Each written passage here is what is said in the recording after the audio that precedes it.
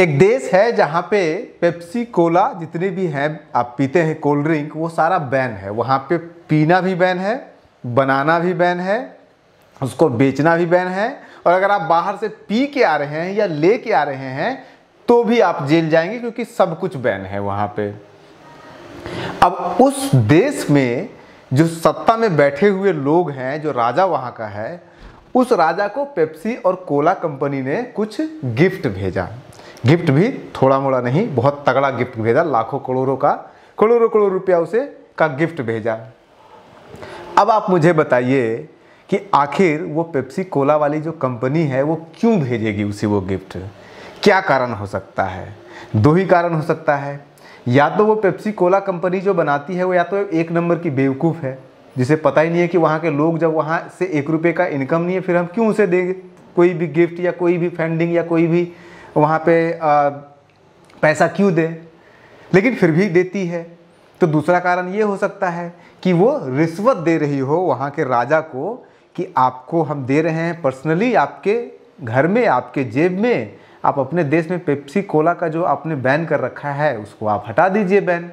ये दो ही कंडीशन हो सकता है, तीसरा तो हो नहीं सकता है। अब इस कहानी को अगर आप बिहारी हैं और बिहार के हैं तो बहुत अच्छे से समझेंगे और बहुत मज़ेदार ढंग से समझ में आएगा।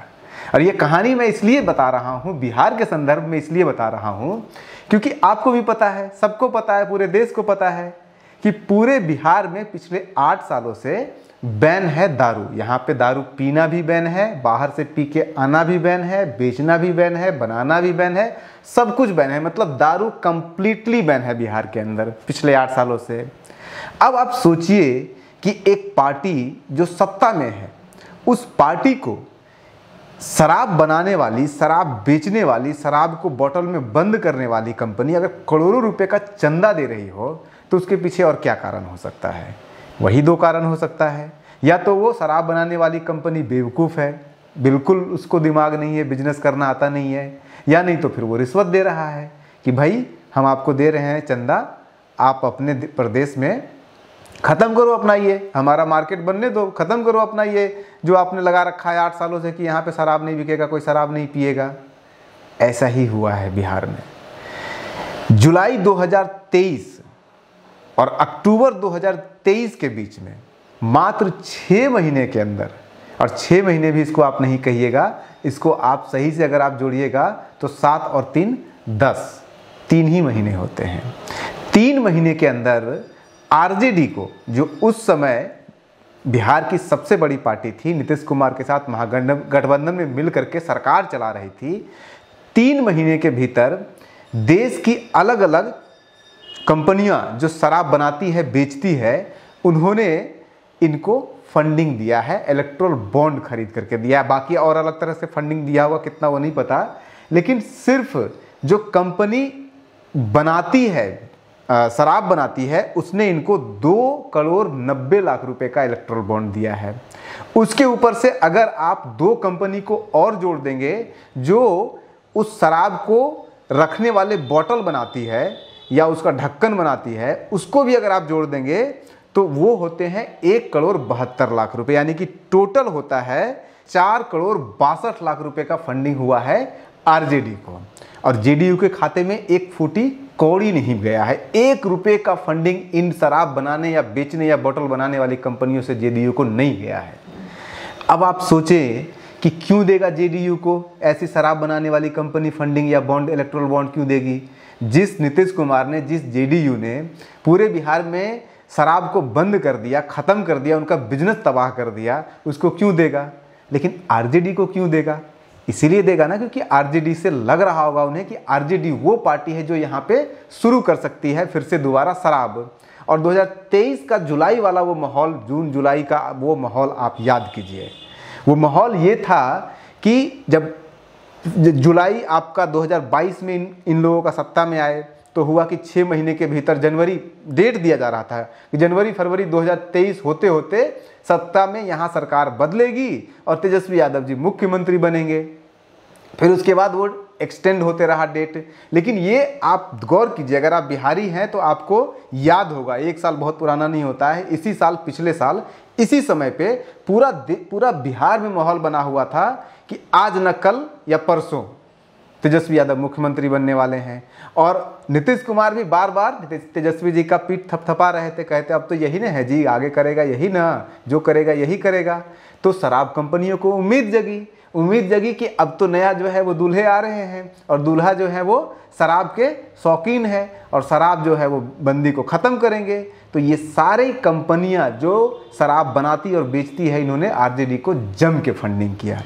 आप इससे अंदाज़ा लगाइए कि कैसे जम के फंडिंग किया है कि पूरे हिंदुस्तान में इन कंपनियों ने टोटल फंडिंग किया है मात्र आपका 34 करोड़ 54 लाख रुपए का, और उसमें से सिर्फ शराब बनाने वाली कंपनी ने 2 करोड़ 90 लाख सिर्फ अकेले आरजेडी को दे दिया है। यानी कि अगर परसेंटेज निकालेंगे तो पूरे हिंदुस्तान में इन शराब कंपनियों ने जितना फंडिंग इलेक्ट्रल बॉन्ड दिया है अलग अलग देश के पार्टियों को, चाहे बीजेपी कांग्रेस सब मिला दीजिए, उसका 8.39% हिस्सा अकेले सिर्फ और सिर्फ आरजेडी को मिला है, जिस आरजेडी को जहां पे शराबबंदी लगा हुआ है। इससे आप सोचिए कि कितनी बड़ी लॉबिंग हो रही थी शराबबंदी को हटवाने के लिए, कितना पैसा फेंक रहे थे ये शराब बनाने वाली कंपनियां।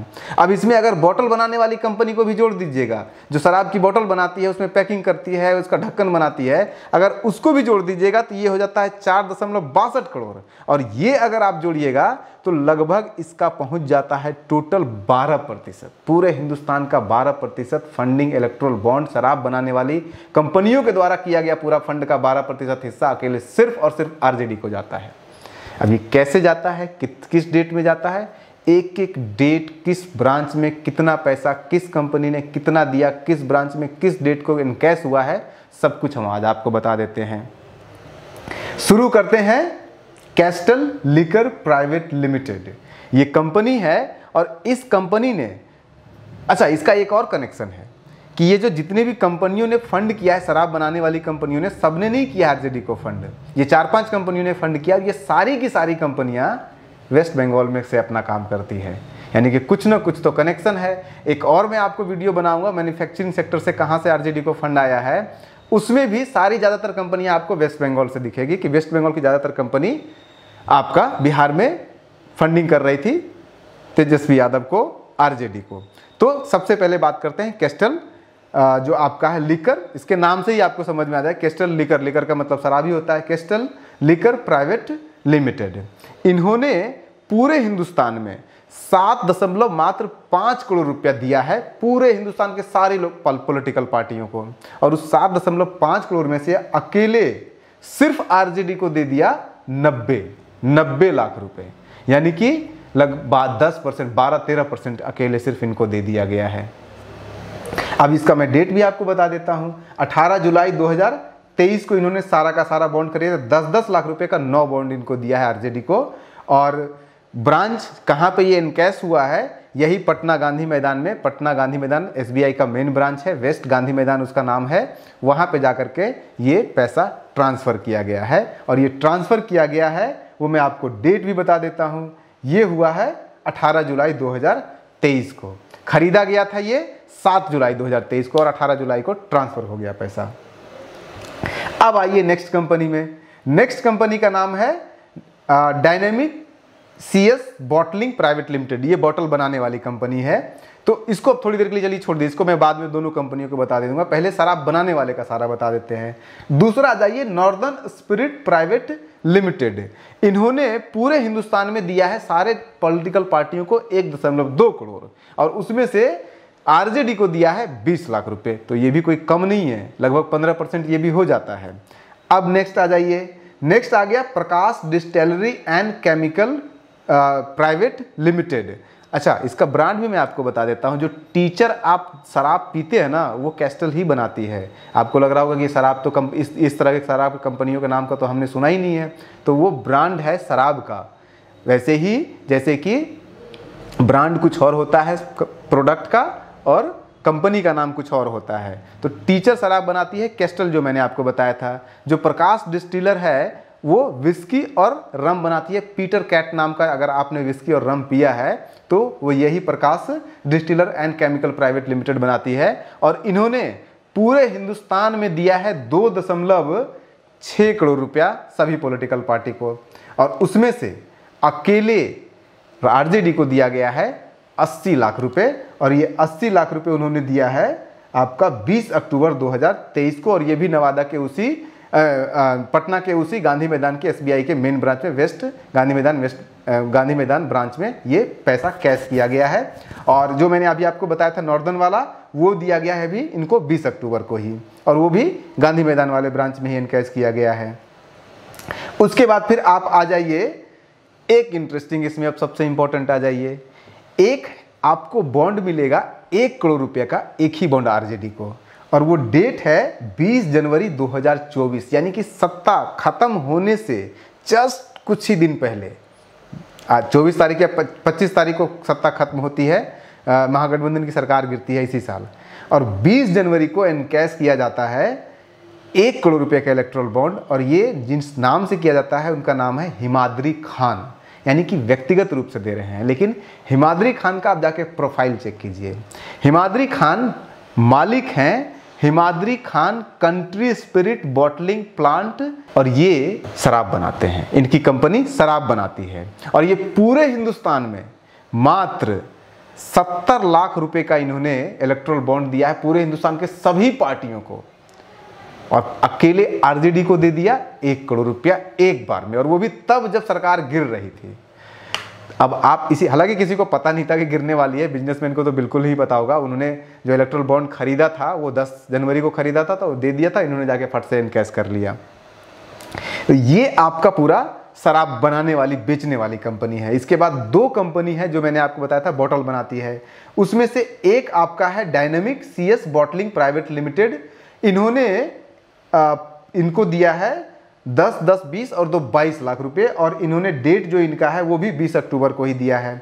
इसके बाद एक और बॉटलिंग है पुरुलिया बॉटलिंग प्राइवेट लिमिटेड, उन्होंने भी 10-10 लाख रुपए का 5 बॉन्ड और 1 करोड़ रुपए का 1 बॉन्ड, यानी कि 1.5 करोड़ रुपए इनको दिया है। अब इसको अगर टोटल जोड़ देंगे तो ये हो जाता है 4 करोड़ 62 लाख रुपए। एक स्टेट, एक राज्य जहाँ पे शराब बंद है, वहाँ पे 4 करोड़ 62 लाख रुपए का इलेक्ट्रल बॉन्ड दिया जाता है उन कंपनियों के द्वारा जो शराब बेच रहे हैं, शराब को बना रहे हैं, शराब का धंधा करते हैं। अब इसी से आप समझिए कि पूरी तैयारी हो गई थी, और अब तो मैं आपको लिख के दे रहा हूँ कि जिस दिन भी नीतीश कुमार के बिना तेजस्वी यादव की सरकार बनेगी, चाहे वो कांग्रेस के साथ मिलकर के बने, चाहे वो किसी और पार्टी के साथ मिलकर के बने, उस दिन बिहार में शराब खत्म होगा, क्योंकि ये इलेक्ट्रल बॉन्ड उसी के कारण उनको मिला है। ये 4 करोड़ 62 लाख रुपए जो इन्होंने लिया है ना 3 महीने के भीतर, एक बॉन्ड को अगर आप छोड़ दीजिएगा, ये जो 2024 में मिला है, बाकी सारे के सारे मिले हैं 3 करोड़ 72 लाख रुपए उनको मिला है अकेले, 62 लाख रुपए अकेले सिर्फ 3 महीने के अंदर। बने रहिए न्यूज हंटर के साथ, बहुत कुछ खुलासा होने वाला है इस इलेक्ट्रल बॉन्ड के नाम पे, बहुत कुछ तहत में पड़ा हुआ है। नमस्कार।